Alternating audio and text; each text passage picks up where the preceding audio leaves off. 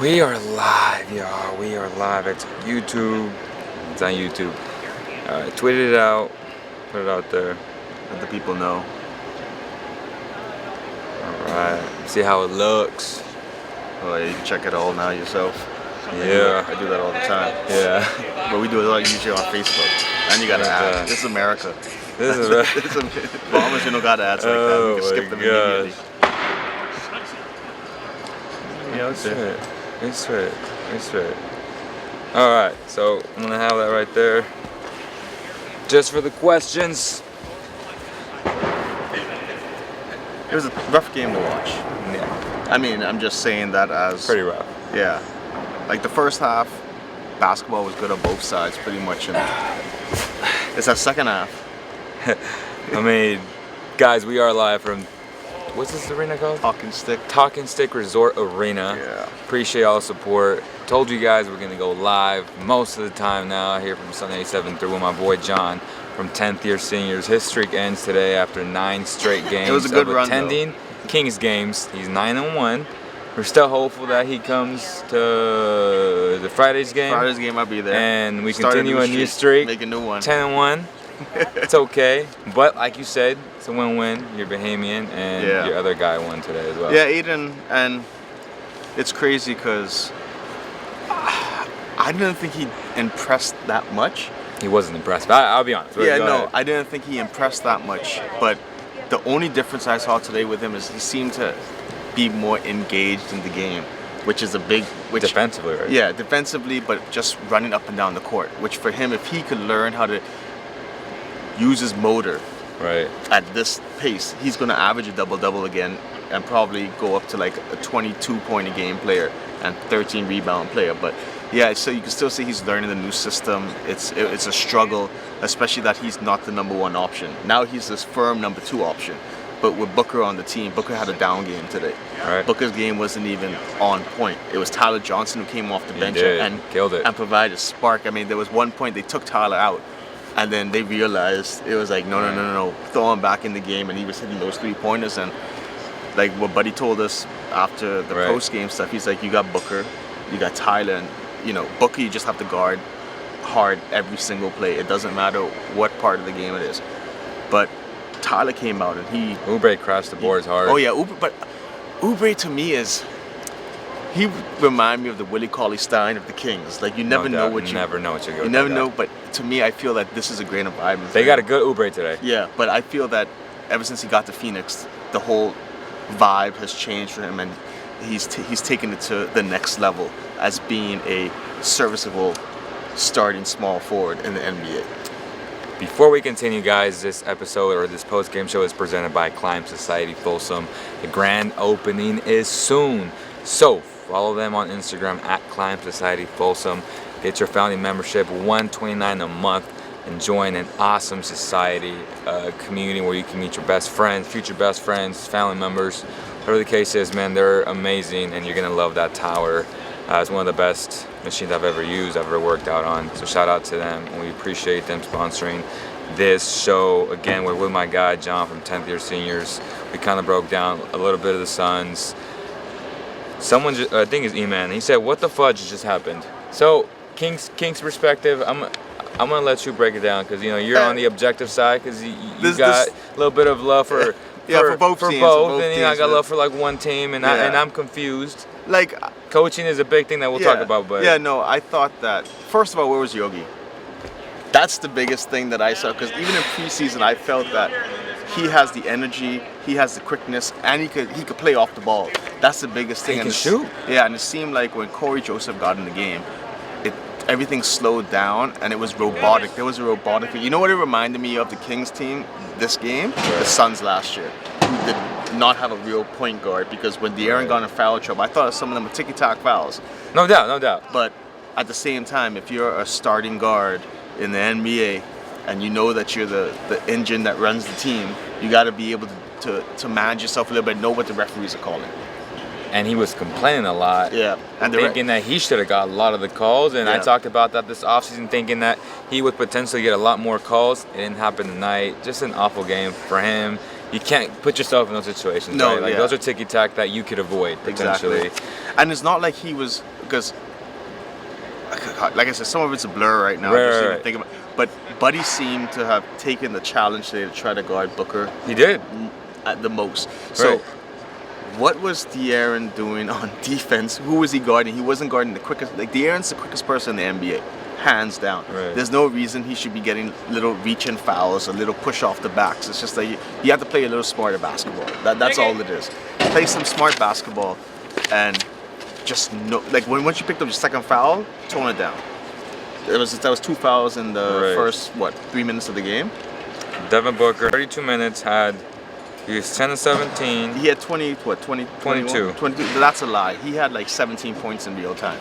Like that was a lot of those were garbage points at the end. Right. You're right. Yeah, like because I looked up and I was just like 17 points. That's it. Because I always look at the thing and then like I say, Aiden had 18. He had 10 assists though. Yeah. So he affected the game in different ways. Yeah, it wasn't his greatest shooting performance. We know him as a shooter, but he hit the shots that mattered. Like when they went on that run, he was hitting those shots. He was passing the ball to Tyler. Even on the offensive board, you could see that Aiden gets excited. That's how he is as a player. When he wins basketball games, he loves basketball. There's nothing else. Yeah. Like it's just one of those things. If you lose basketball, it's not going his way. You can see him on the bench. He was dancing on the bench. And he was having a good time. How many minutes did he play tonight? He played 33 minutes. Yeah. No, he played a lot of minutes. I feel like he didn't though. No, but the thing is, Aiden is just one of those people. He's such a freak athlete. He's a freak athlete, but you don't see it. You don't see it. But it's just like Bagley. Bagley was a huge disappointment. He played 27 today. Yeah, but he was a huge disappointment. Yeah, I mean, he was 6 of 16, 14 points. They were daring him to shoot. Yeah, they wanted him to shoot, but the biggest thing was he wasn't hitting the close shots. He wasn't hitting those hooks that he usually gets 5-10 feet within the basket. And that alone, with if Bagley and Fox are off and only Buddy's on, you're not going to win. Harrison Barnes had a good second half. Yeah, no, Harrison Barnes defensively picked it up, and but he had a non-existent second half. Yeah.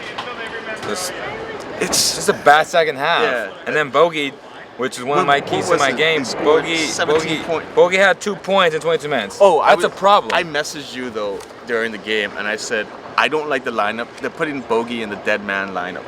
Like, because there's no playmakers. He should be running the point, if anything. Exactly. I thought that if you, instead of having Corey Joseph in the game, have Yogi and him in the game, because, like I said, Yogi could play off the ball.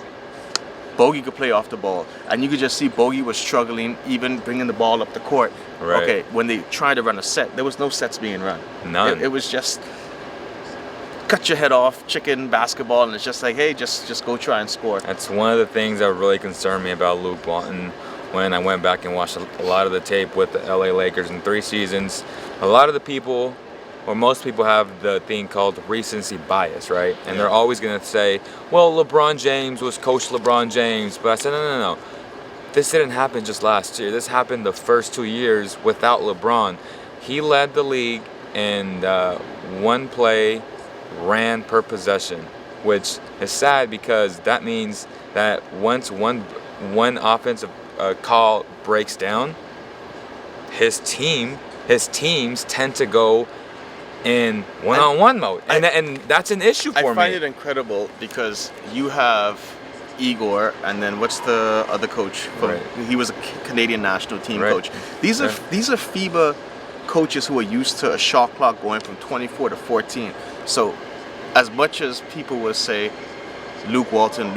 Igor has something to do with it. Igor, all the assistant coaches, because at the end of the day, it's like you're only as strong as your coaching staff is. Doubt. And if your coaching staff is used to playing, and I'm not saying this is international ball, because FIBA is a completely different aspect, but with the shot clock, it is now the same. So now all of a sudden you have coaches who are used to the shot clock being reset, so then all of a sudden, okay, no, this is what we have to do. And if they go to Luke, I have no doubt in my mind Luke would say, hey, y'all know this better than me, because this is Luke played his entire NBA career, reset 24-second clock. It was just last year when they changed it to reset to 14, and that's off any shot. So if you shoot it with 23 seconds, it resets to 14. So now all of a sudden you have to get into your set. Contextually speaking, though, caveat, we are not saying this is all doom and gloom for the Sacramento Kings. This is one game. Buddy Hield said it best in our post-game interview, which we just posted on YouTube, IGTV, Facebook, all platforms. It's one game. There's 81 left. Yeah. And we gonna get this popping Friday night, home opener. Damian Dollar Lillard in the building. CJ Money McCollum in the building. Whiteside is gonna come out with Whiteside's gonna come out with a vengeance, and but what was the point of the?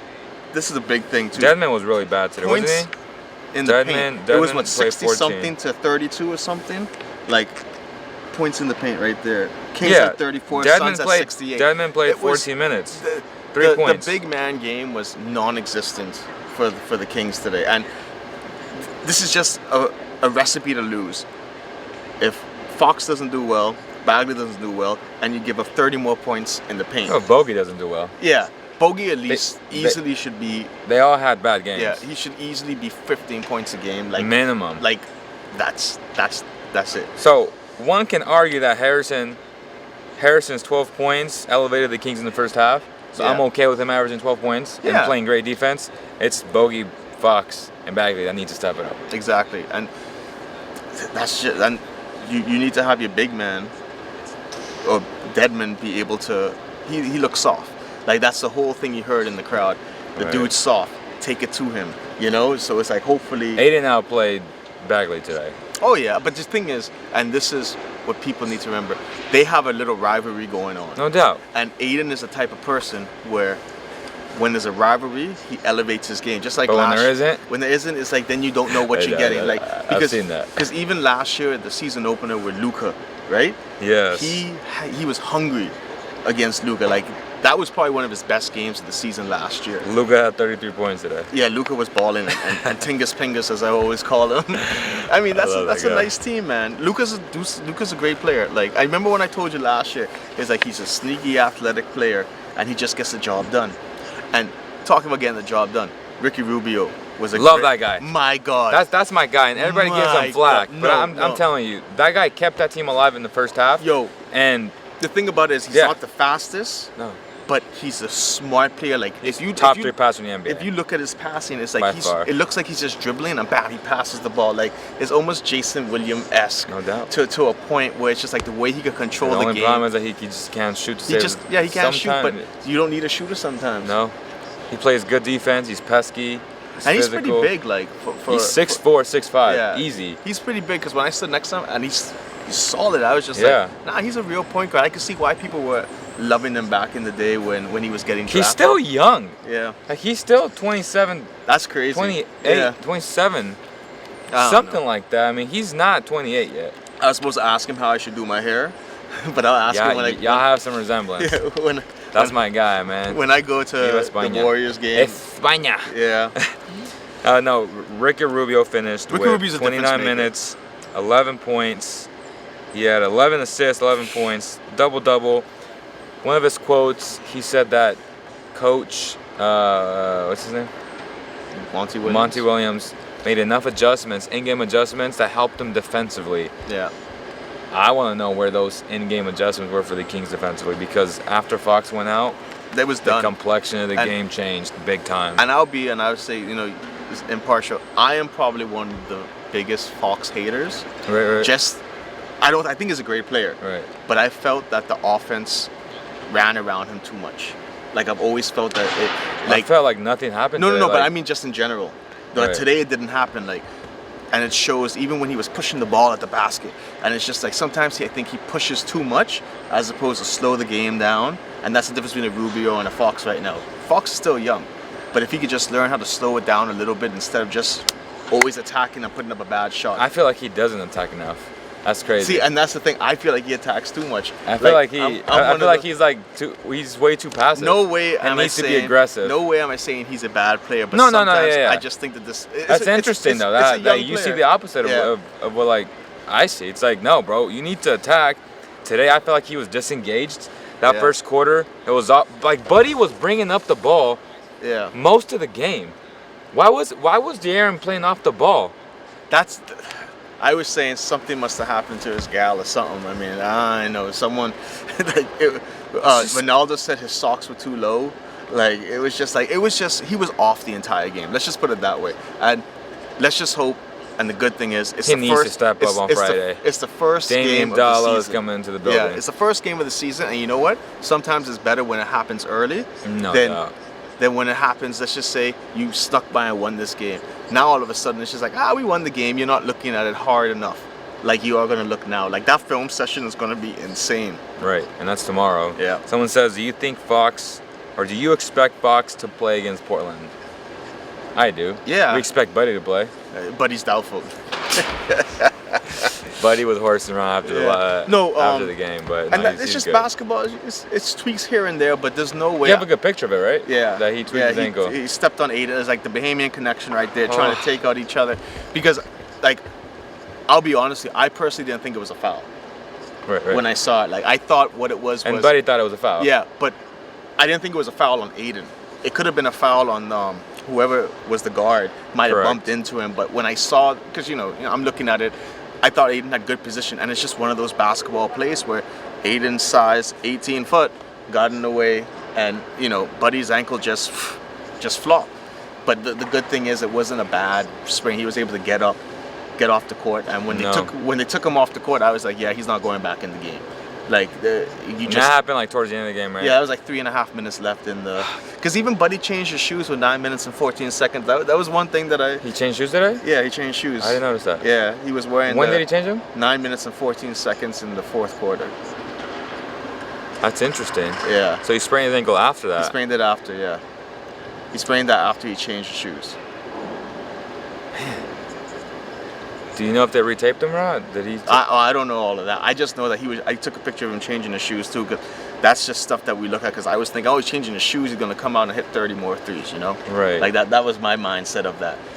But he was incredible early on. Oh yeah, no. He put on an amazing display. The thing is, seriously, I think there were times in the game when a player's hot, especially Buddy, a volume shooter. Right. You just gotta feed it to him. Just feed it. Just go until it runs out, and then they put him on the bench. Not that it's the wrong thing to do. He's tired. Mm-hmm. He played pretty much the entire first quarter. Sat on the bench a little. He was out. I think sometimes he's out too long. Like it would be better, I think, if he had like 4-minute spurts at times and pull him out for a little and put him back in. But it's the first game of the season. But Buddy shows that he's an elite shooter. That's the biggest thing.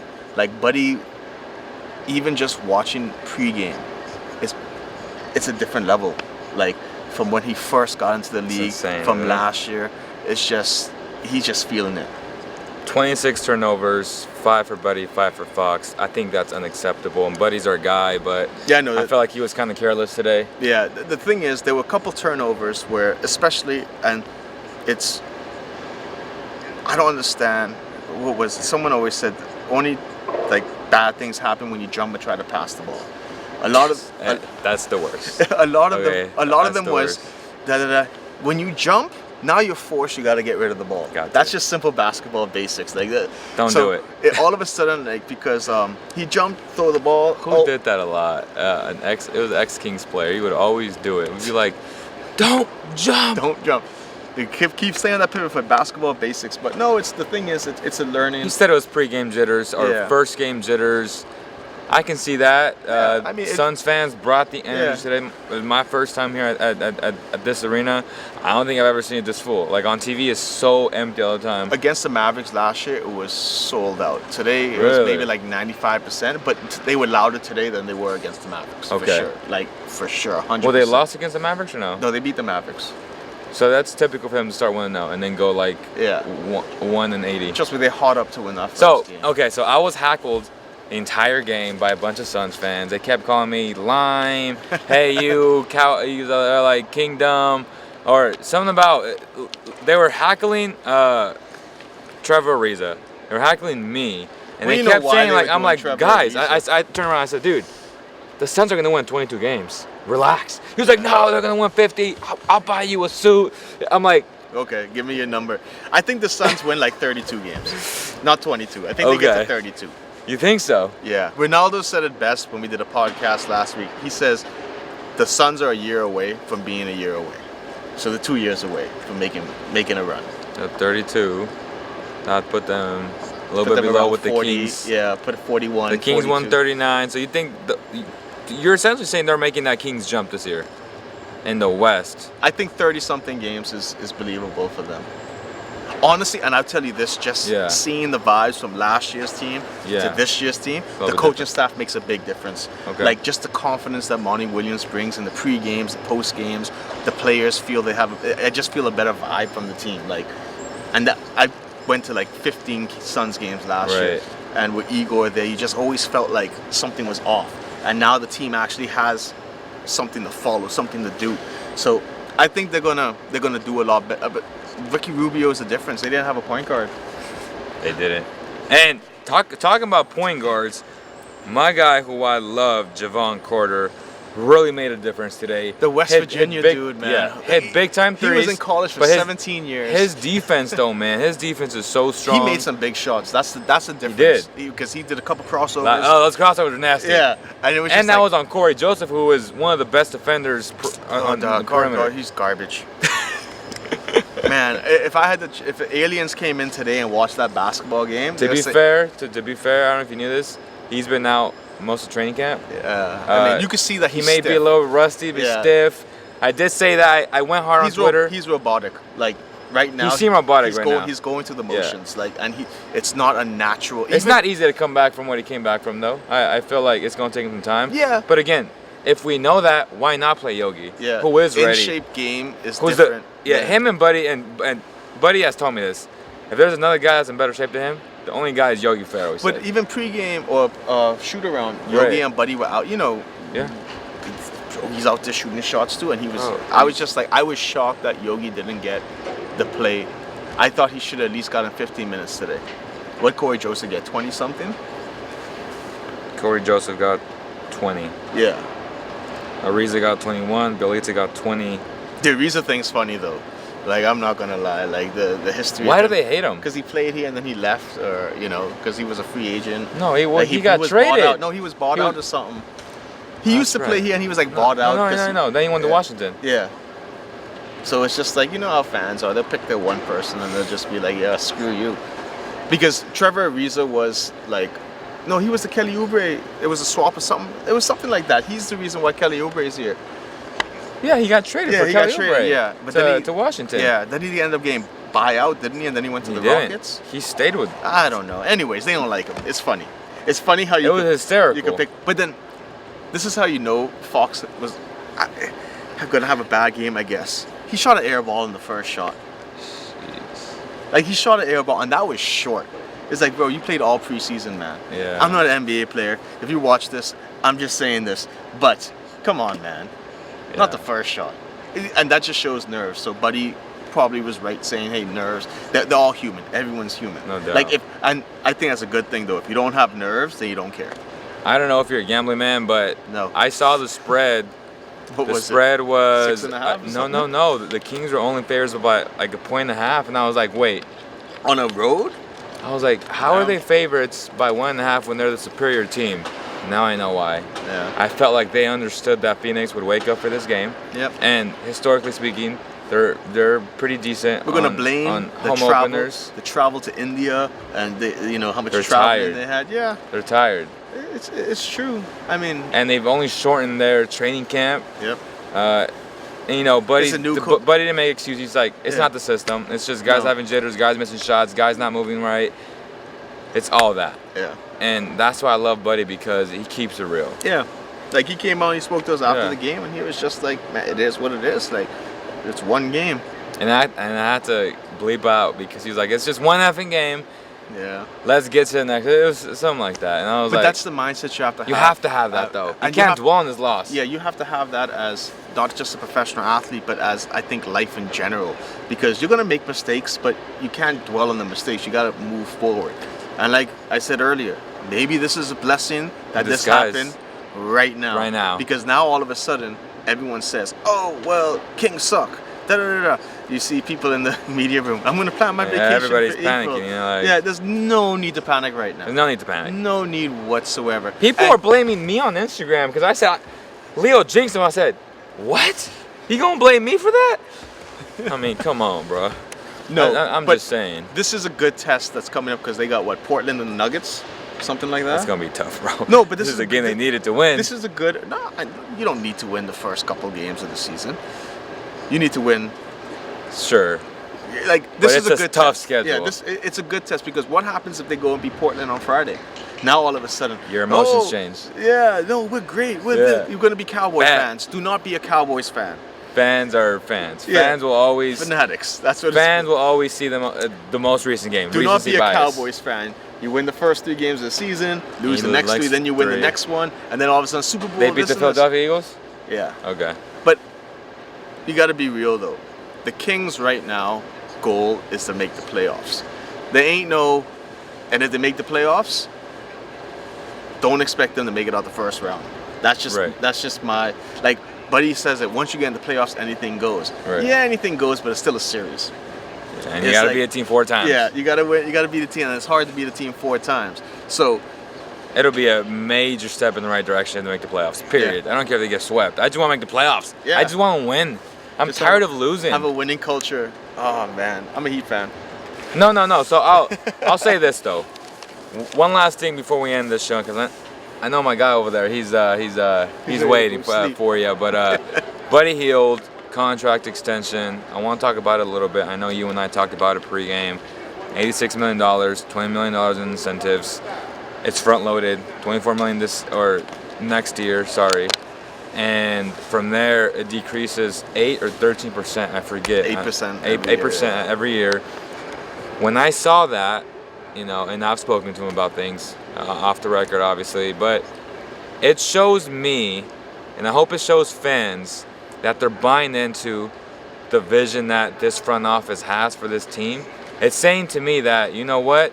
He wants to be I want to be here, and I want to win because I understand that it requires money, and I understand that Fox and Bagley, who are supposed to be the guys, will require to get paid. Yeah, they're gonna get max. Like the second they create. So there's 2 designated 5-year contracts. Yep. And the Kings have those 2 contracts allocated to those 2. Yep. Bogey's another thing. He's best friends with Bogey. He understands that he loves Bogey and that they need his shooting, his playmaking. So he took less money. Yep. And that just shows the competency of this front office, unlike previous years where there is no way in hell that you have a player of Buddy's caliber taking less than what he deserves. And let's remember though, he's still in the highest tax bracket. So he ain't taking home all that money. No, no. Let's just, everyone's like 90, it's just like, that's the reason you gotta get paid so much because they take so much away. So he'll probably get paid about 70 of that. Nah, a little less probably.